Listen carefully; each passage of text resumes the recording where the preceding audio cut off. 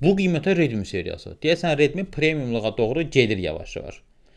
Bilmirəm telefona necə pis və yaxud yaxşı deyim, ən yaxşısı gəlin qərarı bir yerdə verək. Onu da deyim ki, Redmi Note 15 Pro Plus-ın ilk icmalı mənim kanalımdadır. Siz isə mənə dəstək olmaq üçün və ilklərə şahid olmaq üçün kanalıma abunə ola bilərsiniz. Əlimdə hal-hazırda Redmi-nin ən bahalı modeli var. Hətta bəxt dediyim kimi icmalı da ilk mənim kanalımdadır. Mən Nurlan Qurbanov. Bugün sizin qarşınızda Redmi Note 15 Pro Plus 5G modeli ilə gəlmişəm. Redmi Note 15 Pro ya qədərin başa düşdüyü Pro Plus nə idi? Ənləni pozmaq üçün qutu açılışından başlayıram. Maraqlı şəkildə qutunu açaq. Bu arada deyim ki, vakuum məsələsi əvvəl digər qutularda yox idi. Və qutunu açanda bizi digər başqa bir qutucuq qarşılayır adəti üzrə. Bunun içində bir iynə görürük burada. Ondan sonra dəyərli məlumatlar qeyd edilən məlumat kitabçası görürük, amma oxumuruq. Və plastik, daha doğrusu silikondur bu. Silikon bir boz rəngdə case gördük. Gəlin buradan da belə göstərim gördüyünüz kimi. Boz rəngdə silikon case, arxasında parıldayan bir Redmi yazısı var. İçi də belə maraqlı bir sürüşməyən bir materialdadır. Və telefon. Telefon bizi qarşılayır. Görək hardan çıxaracaq bu telefonu. Bir dənə yer qoyun da burası telefonu çıxartmağa. Və qarşınızda Redmi Note 15 Pro Plus. Mən telefonun arxasını özümə tərəf söndərdim. Çox maraqlıdır. İndi göstərəcəm sizə. Lakin burada ilk diqqətimi çəkən bir şey oldu. Telefonun mən IP69 standartı olduğunu oxumuşdum. Burada IP66 və 68 yazılıb. Çox böyük ehtimal ki, regiona görə dəyişə bilirmiş. Və telefonu çıxardıram. Üstündəki məlumatların hamısından danışacağım sizə. Baxın. Bir dənə gözəlliyə baxın. Eko dəridir. Mocha brown rəngidir. Bu çox gözəl rəngdir. Yəni həqiqətən çox maraqlı. Gəlin buradan sizə belə göstərim. Dəhşət maraqlıdır. Gördüyünüz kimi arxa eko dəri qapaqdır. Üzərində ekrandan danışacağım bir plyonka var. Aşağı hissədə yerləşdirilib SIM yuvası, Type-C portu və bir dinamik yerləşdirilib. Yuxarıda bir dinamik, çünki telefonda Dolby Atmos var. Və telefonun sağ tərəfində səs düymələri, bir də aktiv deaktiv etmə, yəni yandırıb söndürmə düyməsi var. Gəlin telefonu qoyaq bir kənara, bura qoyuram. Qutunun içindəki digər aksesuarlara baxaq. Qutunun içində nə bizi qarşılayır əlavə olaraq? 100 wattlıq bir adapter başlığı. Mən belə göstərim. Ənənəyə sadiq qalaraq bir naqil qoyublar ki, bu naqili də buradan çıxartmıram. Bir tərəfi USB Type-C-dir, bir tərəfi Type-A. Yəni bildiyimiz adi USB. Bu arada yenilikdən deyim, telefonun yeni ekrandan, yəni Edge ekrandan təchiz ediblər. Danışacağım ondan təbii ki. Telefonu artıq mən aktiv eləmişəm, yandırmışam ki, vaxt getməsin, çox uzun olur Androidin aktivləşdirmə prosesi. Ona görə mən bunu aktiv eləmişəm. Rəngə baxın hələ. Çox gözəl rəngdir. Ümumilikdə 3 rəng seçimi var. Rənglər Glacier Blue, Mocha Brown və bildiyimiz Black. Yəni düz qaradır. Məncə bu Mocha Brown sizə deyim ki, ən çox alınan rəng seçili olacaq. Çinlilər deyəsən bu dizayn məsələsində ürəklərə yol tapmağa bacarır. Həm texnologiyada, həm də avtomobildə belədir. Gördüyünüz kimi artıq Çin avtomobilləri necə deyirlər, qan eləyir. Bu avtomobil mövzusunu qoyaq kənara. İlk olaraq deyim ki, smartfonu orijinal və zəmanətlə əldə etmək üçün İrşada yaxınlaşa bilərsiniz. Mən də İrşada təşəkkür edirəm ki, ilk icmal etməyim üçün şərait düzgöş eləyiblər, sağ olsunlar, düzəldiblər. Yağışdan qorxmayan telefon. Bayaq dediyim kimi IP68 standartı olan, mən 69 bilirdim. 68 standartı olan Redmi Note 15 Pro Plus 5G.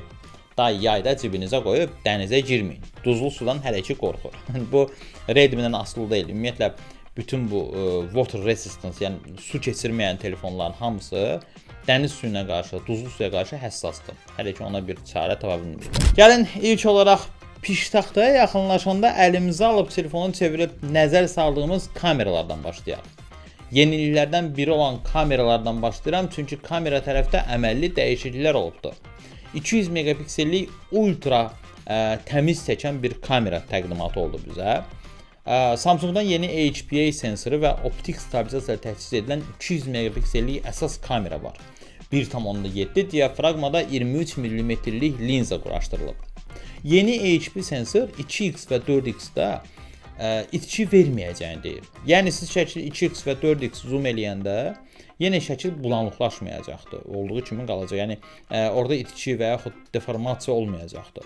200 megapiksel olma bir tərəfində harda işə yarayır? Kompüterdə şəkilləri yaxınlaşdırıb baxanda obyekt daha net və daha dəqiq görünəcək. Hətta sizə deyim ki, kamera şəkilləri daha rəng balanslı və təbii çəkməyə başlayıb. Çin bazarında 50 megapiksellik əlavə telefoto kamera var. Burada isə cəmi 2 dənə kamera var, gördüyünüz kimi buradan da göstərim. Bu 2 dənə kameranın biri əsas kamera, digəri isə ultra geniş kameradır. Qlobal versiyada ayrıca telefoto kamera yoxdur. Əvəzində 200 megapikselin sensor imkanlarını istifadə olunub. Əsas kameranın yanında biraz köhnəlmiş 8 megapiksellik ultra geniş kamera var. Xiaomi nədənsə bu kamera məsələsində, ultra geniş kamera məsələsində təzələməyi fikirləşməyibdir. 120 dərəcə bucaq altında çəkiliş eləyə bilən 15 mm'lik linza ilə təchiz olunubdur. Yəqin ki, növbəti artıq Pro Plus modellərində ultra geniş kamera haqqında nəsə düşünərlər deyə ümid edirəm. Kamera blokuna əlavə olaraq LED flashlı infrared port qoyublar. Bax qardaş, sən bu infrared portu qoymusan bura.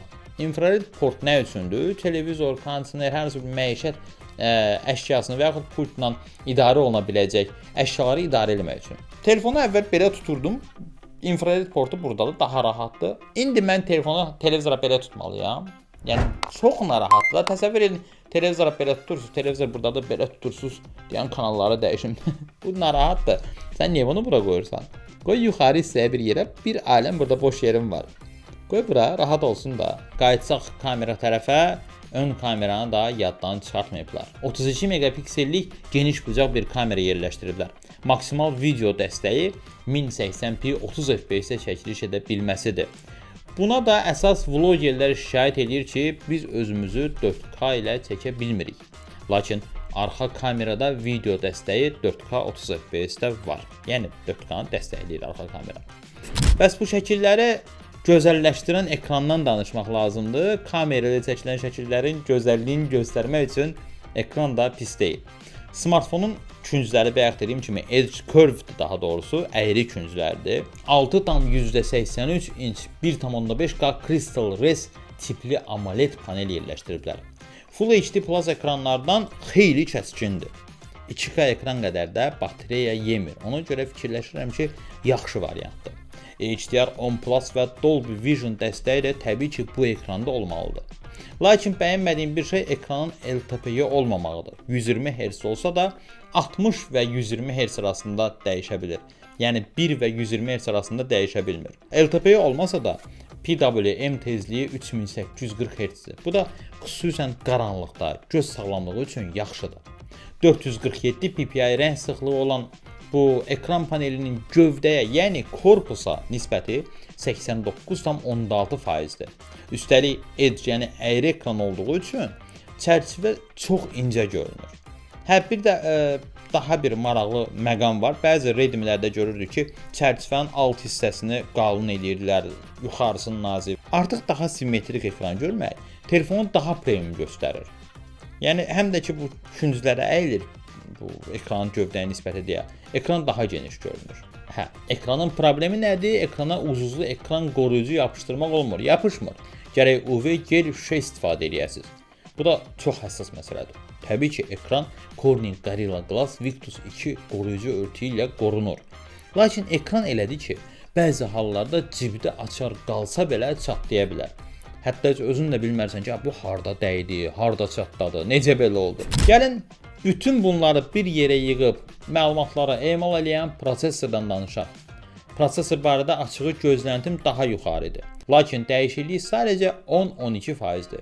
Çünki Note 14 Pro Plus-da Pro Plus-da bildiyim qədər Snapdragon 7 Gen 3 idi. Burada isə Snapdragon 7 Gen 4-dür. Bu da 10-12% əvvəlki modeldən fərq eləyir. Lakin yaxşı tərəfi odur ki, 4 nanometrlik arxitekturada quruluş olduğu üçün batareyanın nisbətən səmərəli istifadə edir. Batareya həcmini də yüksəldiblər axı. Ondan da birazdan danışacağam. Oyun məsələsindən gəldikdə isə məsləhət ki, oyunları orta qrafikada oynayasınız. Çünki yuxarı qrafikada, ən maksimal qrafikada oynadığınız zaman telefon biraz dona, qıza bilər və sizi narahat edə bilər. Oyun demişkən, qrafik tərəfdə prosesor Adreno 810-dur. Keçmir 2-yə. Bəli, bayaq dediyim kimi batareyanın həcmini böyüdüblər. Batareya qlobal versiyada 6500 mAh tutuma malikdir. Lakin 14 Pro Plus-dan fərqli olaraq, təbii ki, Redmi 14 Pro Plus-dan söhbət gedir. Şarj sürəti 120 Watt-dan 100 Watt-a endirilibdir. Düşünürəm ki, bunu da batareyanı qorumaq üçün eləyiblər. Xiaomi deyir ki, batareya təxmini 6 il sonra belə öz tutumunu 80%-ə qədər saxlayacaq. Silikon karbon batareya olduğu üçün sadə litium iondan fərqli olaraq soyuq havalarda daha stabil işləyir və nisbətən daha gec qızır.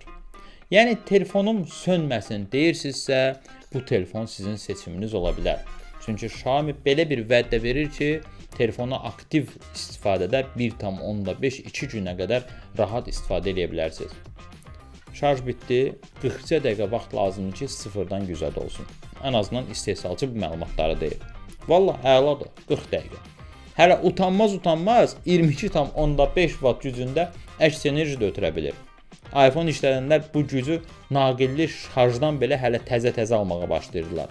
Düzdür, bu 17 Pro seriyasına aid deyil, o daha yüksəkdir. Və düşünürəm ki, əsas məlumatlardan sonra artıq qiymət məsələsinə keçə bilərik. Qiymət məsələsi biraz məni düşündürür. Bilmirəm, bu telefona bu qiyməti verməyə dəyərmi, yoxsa yox. Niyə görə Redmi seriyasına bu qədər pul verəsən? Mənim fikrimə görə Redmi seriyası üçün qiymət biraz bahadır. İrşadda telefonun 2 yaddaş versiyasını gördüm mən.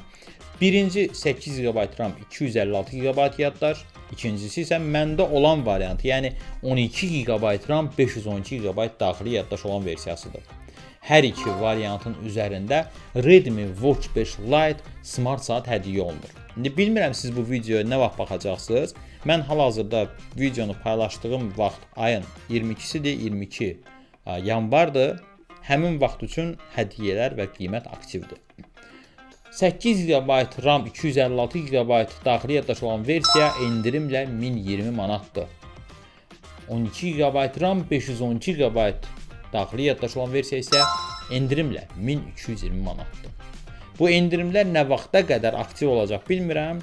Yəni bugünkü günə əsasən 22 yanvar 2026-cı il tarixinə əsasən qiymətlər budur. Telefonun üzərində Android 15 gəlir və 4 yeniləmə gələcəyi vəd edilib. Android 19-a qədər düşünürəm ki, rahat işlətmək olacaq. Əgər söz veriblərsə, hər halda eləyərlər. Qoşulma məsələsində yenə də sağ olsunlar ki, Wi-Fi 6E ilə Bluetooth 5.4 versiyasını təchiz ediblər.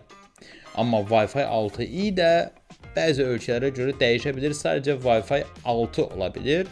Lakin bizim regionda səhv etmirəmsə 6E olmalıdır. Barmaq izi sensoru axtarmayın sağda və ya solda, çünki ekranın daxilinə inteqrasiya ediblər. Yekun olaraq ona deyim ki, düzdür, telefon ideal qiymətə deyil. Amma Redmi Note seriyasına görə modelə ötəri yanaşmayıblar. Bu hardasa hiss olunur. Gündəlik istifadənizdə işlərinizi rahatlıqla aşıra biləcəyiniz bir telefondur, bir smartfondur. Bir də ki, rəng məsələsi. Gözəldir də rəng məsələsi. Bugünkü videomuzdan da bu qədər. Fikirlərinizi mütləq gözləyirəm. Kanalıma abunə olmağı, videonu bəyənib dostlarınıza göndərməyi də yaddan çıxartmayın. Hələlik, inşallah növbəti videolarda görüşənədək.